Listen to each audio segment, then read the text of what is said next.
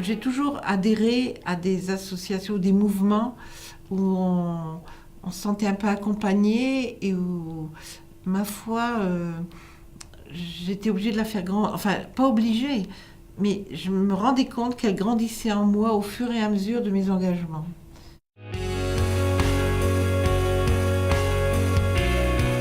Je vois Dieu dans le regard de l'autre, je vois Dieu dans la nature. J'ai l'impression que tout ce qui est positif, tout ce qui est heureux, pour moi, c'est Dieu. Dieu est en nous et dans notre monde. Et par exemple, j'aime pas beaucoup quand à nos prières universelles, enfin nos prières de l'Assemblée, on supplie Dieu, parce que Dieu, on n'a pas à le supplier, il est là, il nous attend, il est là avec nous et il veut nous voir heureux. Donc c'est à nous plus de lui rendre grâce de tout ce qui est heureux.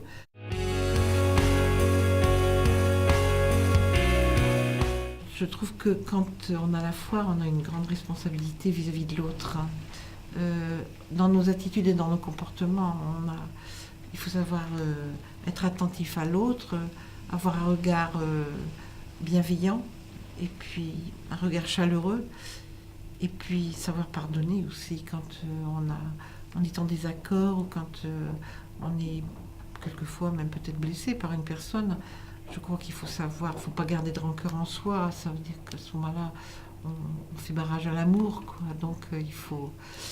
Et ça demande des efforts, c'est pas toujours simple.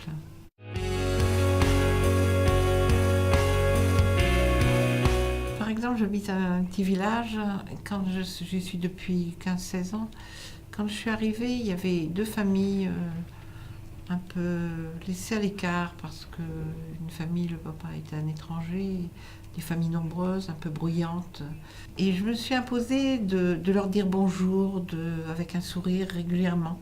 Et ça a changé complètement l'attitude des voisins à leur égard. Subitement, je me suis aperçue que ces personnes qui les ignoraient sont devenues plus attentives et maintenant elles sont plus du tout étrangères dans le quartier.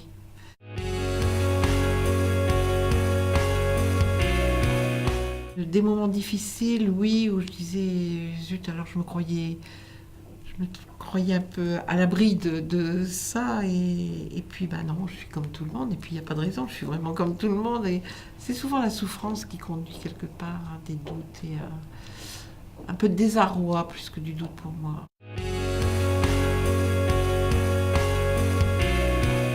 C'est de voir que sur mon passage, je peux apporter un peu de lumière, un peu de ce côté un peu paisible de l'âge, de la sagesse de l'âge, peut apporter un certain confort, un certain bien-être et peut-être un certain questionnement aussi de l'autre.